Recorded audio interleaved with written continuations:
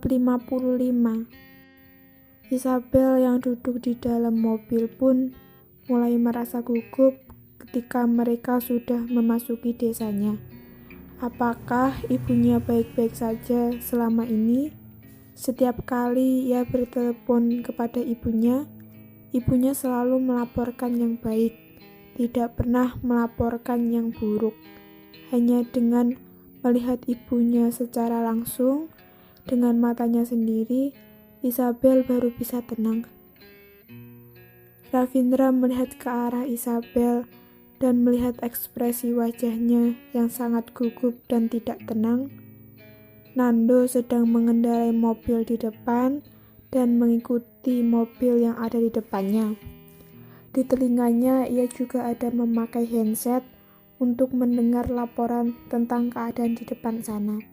Direktur, Nyonya Muda, mobil yang di depan semuanya sudah sampai. Keluarga Kosasi semuanya juga sudah keluar untuk menyambut. Setelah mendapat laporan dari orang yang ada di depan, Nando berkata dengan suara Nando, "Nyonya Muda, apakah kamu perlu turun dan jalan kaki ke sana?" Sesuai dengan tradisi di desa mereka, Isabel harus berjalan kaki.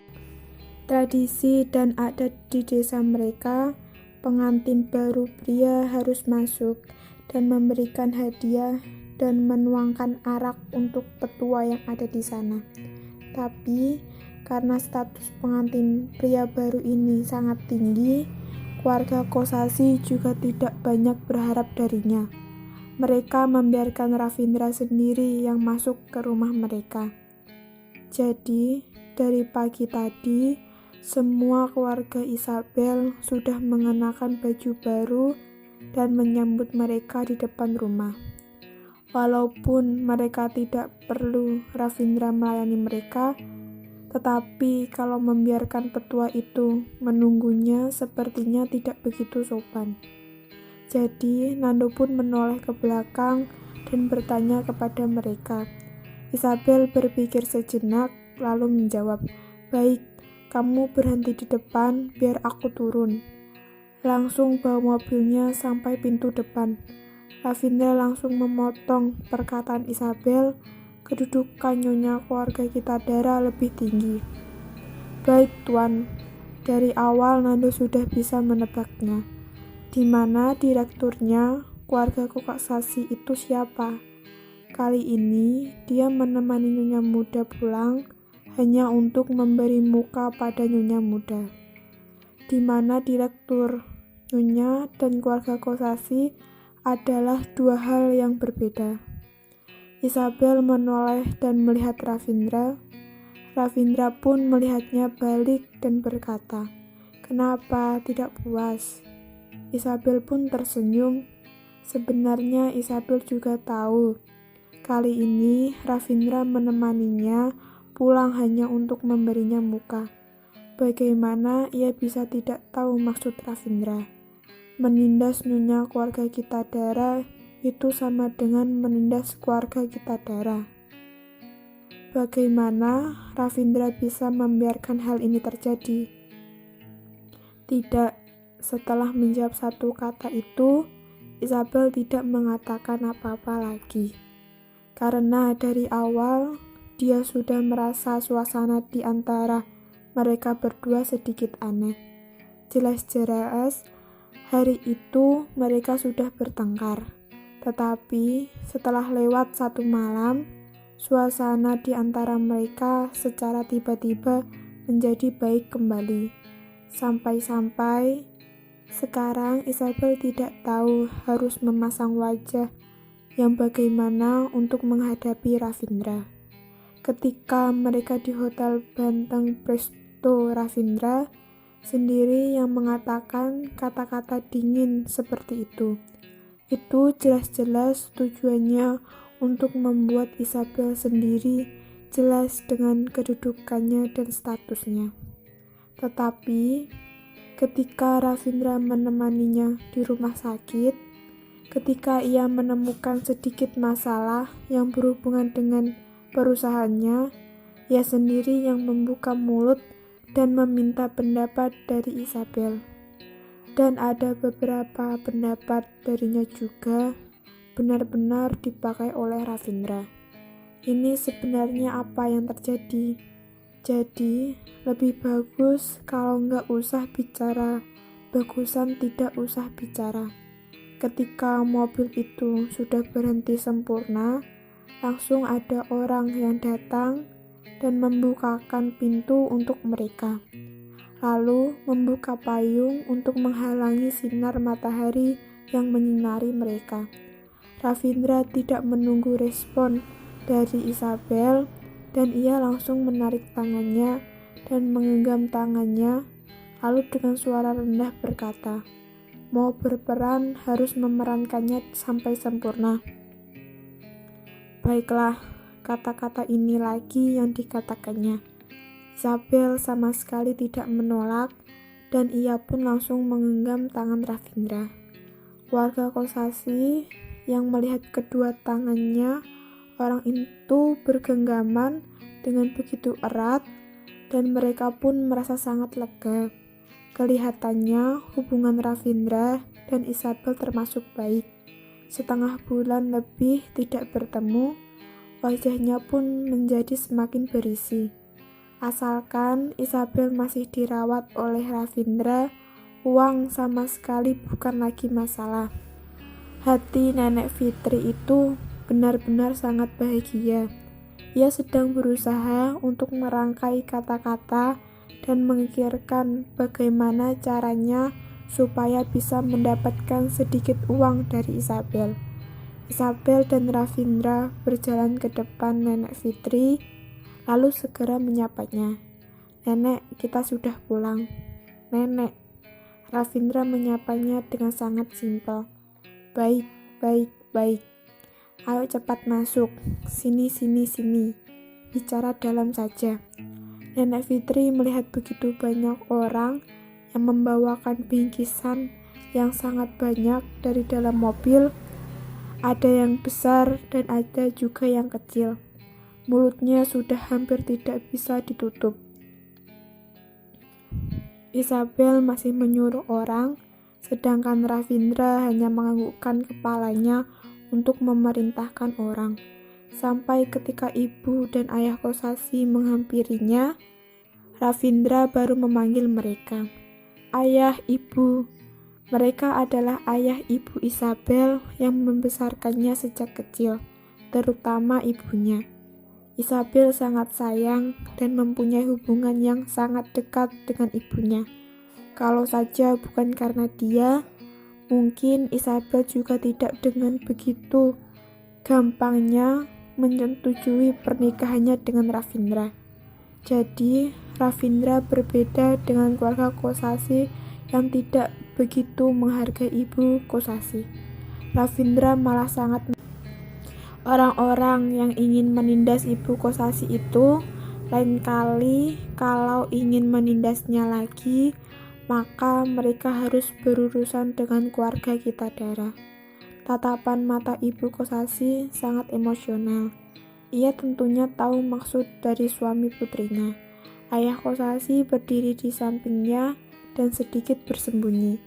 Isabel melihat hari ini ayahnya memakai pakaian baru dan ekspresinya sangat bersemangat. Tetapi baju yang dikenakan ibunya masih saja baju yang dibelikan Isabel dengan gaji pertamanya di toko jalanan tahun lalu, ketika ia baru saja tamat kuliah. Walaupun dia sudah menikah ke keluarga kita darah, ibunya seharusnya tidak banyak mendapat ancaman di rumah kan? Isabel merasa sedikit sedih. Ravindra pun menggenggam tangannya dengan erat, seolah berusaha untuk menenangkan Isabel tanpa bersuara. Isabel mengangkat kepalanya dan melihat ke arah Ravindra. Air mata yang ada di mata Isabel membuat hati Ravindra terasa sangat pedih. Kacau melihat mata Isabel yang berlinangan air mata, ternyata hati Ravindra terasa perih. "Isabel."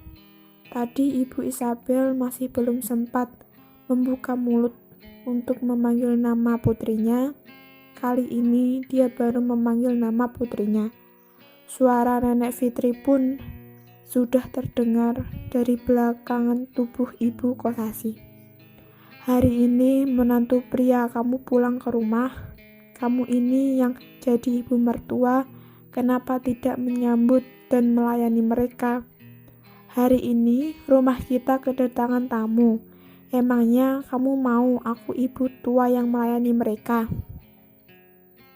Ibu Kosasi pun tidak berani berkata apa-apa dan hanya menundukkan kepalanya, lalu ia pun menyembunyikan wajahnya agar tidak ada yang melihat bahwa ia sedang menangis dan langsung menjawab, "Iya Bu, sekarang aku langsung pergi menyiapkannya." Isabel langsung menarik tangan ibunya dan berkata, "Hari ini ibu tidak usah repot-repot. Aku dan Ravindra sudah membawakan koki ke sini, menyiapkan makanan untuk begitu banyak orang. Ibu sendiri bagaimana bisa menyelesaikannya?" Ravindra sudah duluan menyuruh koki itu menyiapkan semua peralatan masak yang dibutuhkan, dan hari ini menggantikan Ibu Kosasi memasak untuk semua orang. Ibu Kosasi pun sangat terkejut dan langsung melihat ke arah Isabel pun mengisyaratkan ibunya untuk tidak usah pergi menyiapkan makanan. Dia mengorbankan begitu banyak hal dari dirinya. Alasannya adalah untuk bisa membawa ibunya melarikan diri dari rumah ini. Dia sendiri sudah menikah ke keluarga Kitadara. Kalau sekarang dia masih saja tidak bisa melindungi ibunya. Kalau begitu, ketika ia sudah meninggalkan keluarga Kitadara, bukannya status ibunya menjadi lebih parah lagi. Ibu Kosasi merasa sedikit ragu-ragu. Walaupun ia merasa sangat senang karena ada putrinya yang bisa melindunginya, tetapi dia merasa semua usahanya selama bertahun-tahun ini untuk patuh kepada mertuanya itu langsung hilang karena apa yang dilakukan Isabel barusan. Dia tetap saja tidak berani melawan perintah dari Nenek Fitri. Ravindra dengan lembut berkata, "Benar, Ibu, hari ini aku sudah membawakan koki dan mereka sudah menyiapkan semuanya untuk kita. Kamu sudah susah selama bertahun-tahun, sekarang sudah waktunya kamu bersenang-senang. Cobalah apa yang sudah disiapkan menantu pria." Kamu boleh tidak mendengar Ravindra yang berkata begitu? Tatapan mata Nenek Fitri pun langsung berubah dan berkata sambil tertawa, "Ayah, maksud kamu ini apa? Mertua pria, kamu sudah menyiapkannya semua untukmu. Hari ini kamu tidak usah menyiapkan lagi." Setelah kata-kata itu keluar dari mulut Nenek Fitri, Ibu Kosasi baru berani untuk tidak menyiapkan apa-apa. Nenek Fitri pun melihat sebentar ke arah Ibu Kosasi, dan saat itu juga Ibu Kosasi merasa membeku karena ia sangat takut. "Isabel, kamu sudah begitu lama tidak ngobrol dengan ibumu. Di sini ada aku. Kamu pergi istirahat dengan ibu sana." Ravindra tahu ada yang ingin dikatakan Ibu Kosasi kepada Isabel, lalu Ravindra menambahkan, "Kalau ada kebutuhan apa, bisa langsung memanggil Nando." "Baik." Isabel sangat bahagia. Dia benar-benar sudah lama sekali tidak ngobrol dengan ibunya. Lalu ia menahan diri untuk tidak melihat tatapan mata dari Ravindra itu. Isabel menarik tangan ibunya dan membawanya ke kamarnya sendiri. Dia ingin berbicara baik-baik dengan ibunya. Setelah masuk sampai kamar dia, hal pertama yang dilakukan ibunya adalah segera mengunci pintu kamar itu. "Ibu." Isabel langsung terkejut dan melihat ke arah ibunya. "Ada apa?" Isabel, ada satu hal yang ingin ibu tanyakan kepadamu. Kamu jawab ibu dengan jujur. Ibu Kosasi menggenggam tangan Isabel dan mereka duduk di atas kasur. Kamu dan Ravindra, apakah kalian benar-benar saling mencintai? Ibu, kenapa kamu tiba-tiba menanyakan pertanyaan seperti ini? Isabel sedikit merasa aneh dan melihat ibunya. Apa yang sudah terjadi? Tatapan mata ibu Kosasi pun langsung tampak sedih. Tetapi ia masih memaksa dirinya untuk tersenyum, semakin dilihat semakin terlihat jelas. Isabel adalah orang yang paling mengerti ibunya.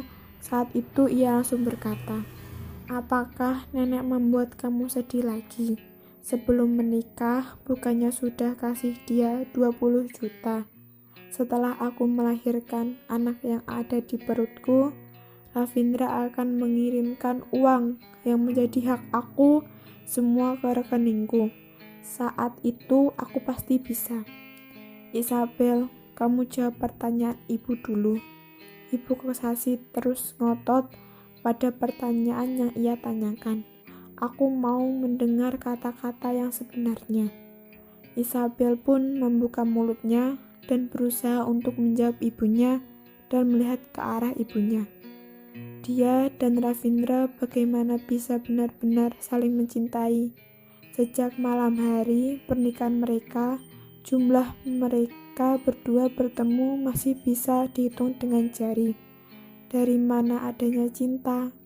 Tetapi bagaimana dia bisa mengatakan kata-kata yang sebenarnya kepada ibunya? Kalau dia bilang yang sebenarnya, bukannya itu hanya membuat ibunya tambah sakit hati. Isabel pun menundukkan kepalanya dan menjawab dengan lembut, "Ibu, Ravindra adalah suamiku. Kita akan baik-baik saja." Setelah mendengar jawaban dari Isabel, Ibu Kosasi baru merasa lega. Lalu ia menghela nafas beberapa kali dan berkata, "Baiklah, kalau begitu, asalkan kamu bahagia, ibu pun merasa tenang. Ibu hanya punya kamu seorang di dunia ini. Ibu tidak mengharapkan hal lain. Ibu hanya mau kamu hidup dengan bahagia. Ibu, benarkah belakangan ini nenek menyulitkan kamu lagi?" Isabel menggenggam tangan ibunya dengan sangat erat lalu berkata, "Kamu harus menjawab pertanyaan aku ini." "Dia tidak menyulitkanku, hanya saja." Ibu Kosasi berkata sampai sana, ia pun mengedipkan matanya. "Nenek kamu menggunakan uang yang diberikan Ravindra itu untuk membeli rumah baru." "Beli rumah?" Isabel pun terkejut. Apa yang dilakukan neneknya ini benar-benar di luar dugaan. Dia berpikir beberapa kemungkinan, tetapi ia sama sekali tidak menyangka neneknya bisa menggunakan uang itu untuk membeli rumah.